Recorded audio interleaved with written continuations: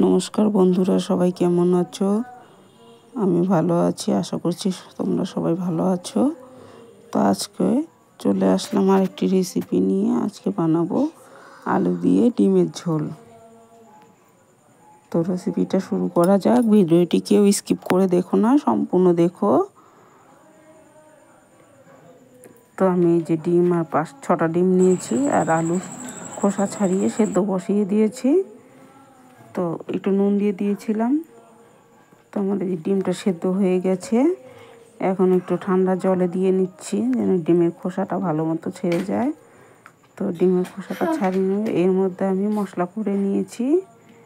এখানে আছে শুকনো লঙ্কা বাটা, আদা রসুন, জিরা ধনিয়া বাটা, আর এই যে ডিমের খোসা ছাড়িয়ে নিয়েছি, আলু সেদ্ধ করে পেঁয়াজ কুচিয়ে নিয়েছি। তো আমি ডিমের খোসাটা দিয়েই ডিমটাকে কেচিয়ে নিব। তো আমি ডিমের খোসা দিয়েই ডিমটা কেচিয়ে নিচ্ছি। তো আমি সবগুলো ডিম এরকমভাবে ডিমের খোসা দিয়ে কেচিয়ে নিয়েছি যেন তেল মশলা ভালোভাবে ঢুকে। তো আমি এখন ডিমটাতে নুন আর হলুদ মেখে নেব। তো আমি যে নুন দিয়ে দিলাম, একটু হলুদ দিয়ে দিব, দিয়ে ডিমটা মেখে নিব। এই দেখো বন্ধুরা, আমার ডিমটা নুন হলুদ দিয়ে মেখে নিয়েছি। আর ওই সাইডে ওই যে আমি ওই ডিমের কড়াইটা ধুয়ে বসিয়ে দিয়েছি, তেলও দিয়ে দিয়েছি। এখন ডিমগুলো ভেজে নেব। তো আমি ডিমগুলো নাড়াচাড়া করে ভেজে নিচ্ছি। তো আমার ডিম ভাজা হয়ে গেছে, হালকা করে ভেজে নিয়েছি, ডিম ভাজা হয়ে গেছে। আমি এখন তুলে নেব। তো আমি কড়াইতে আর একটু তেল দিয়ে দিয়েছি, তেলের মধ্যে অল্প জিরা দিয়ে দিয়েছি। এখন একটা তেজপাতা দিয়ে এখন কুচিয়ে রাখা পেঁয়াজগুলো দিয়ে দিলাম। তো আমি পেঁয়াজগুলো নাড়াচাড়া করে দিলাম। নাড়াচাড়া করে দিয়ে আমি পেঁয়াজগুলো আমি লাল লাল করে ভেজে নেব।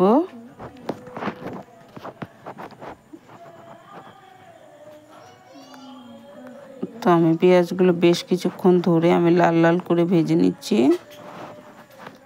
পেঁয়াজ ভাজা হয়ে গেছে, ওর মধ্যে আদা আর রসুন বাটা দিয়ে দিলাম। দিয়ে এখন নাড়াচাড়া করে রসুন আর আদা বাটাটা ভেজে নিব যেন কাঁচা গন্ধ না থাকে। তারপর আদা রসুনটাও ভাজা হয়ে গেছে। এখন দিয়ে দেবো এই যে শুকনো লঙ্কা বেটে নিয়েছি, জিরা ধনিয়া বেটে নিয়েছিলাম, আর একটু থালাটা ধুয়ে একটু জল দিয়ে দিলাম। দিয়ে এখন আমি মশলাটা খুব ভালো করে কষিয়ে নিব। হলুদও দিয়ে দিলাম পরিমাণ মতো। দিয়ে এখন মশলাটা খুব ভালো করে কষিয়ে নিব। তো ওই যে সামান্য একটু চিনি দিলাম টেস্টটা ব্যালেন্সের জন্য। তাই তো আমি মশলাটা কষিয়ে নিচ্ছি। তো আমার মশলাটা কষানো হয়ে গেছে। এখন এই যে সেদ্ধ করে রাখা আলুগুলো দিয়ে দিলাম।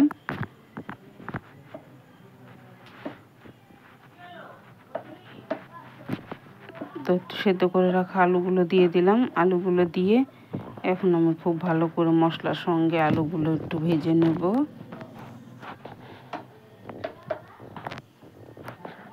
তো এখন আমি পরিমাণ মতো নুন দিয়ে দিব, ঝোলের পরিমাণে নুন দিয়ে দিব।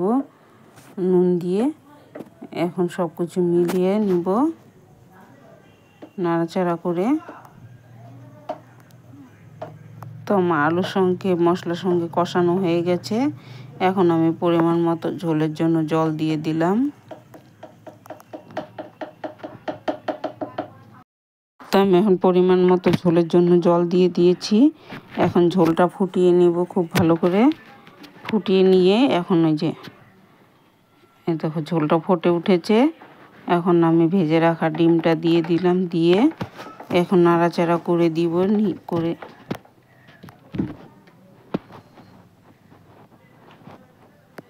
তা আমার মনে হচ্ছিল নুনটা একটু কম হবে, তাই আমি আর একটু নুন দিয়ে দিলাম। দিয়ে এখন খুব করে ঝোলটারও ফুটাবো। বন্ধুরা, ভিডিওটি যদি ভালো লাগে তাহলে অবশ্যই একটি লাইক করো আর কমেন্ট করে জানিও কেমন হয়েছে। আর প্রথমবারের মতো যদি কেউ ভিডিওটি দেখে থাকো তাহলে অবশ্যই একটি লাইক করো, কমেন্ট করো, আর চ্যানেলটি সাবস্ক্রাইব করে আমার পাশে থেকো। পাশে থাকা ছোট্ট একটি অনুরোধ রইল। আর পাশে থাকা বেল আইকনটি অন করে দিও, যখনই আমি ভিডিও ছাড়ি তখনই সবার প্রথমে তোমার কাছে চলে যায়। তো আমি ঝোলটা আমার হয়ে গেছে, গরম মশলাও দিয়ে দিয়েছি, দিয়ে এই যে এরকমভাবে আমি নামিয়ে নিয়েছি। আমি কিন্তু ঝোলটা খুব বেশি একটা রাখিনি, এই তো এইরকম আমি ঝোল রেখেছি। তোমরা কমেন্ট করে জানিও কেমন হয়েছে, তোমাদের কমেন্টের অপেক্ষায় থাকবো। ভালো থেকো।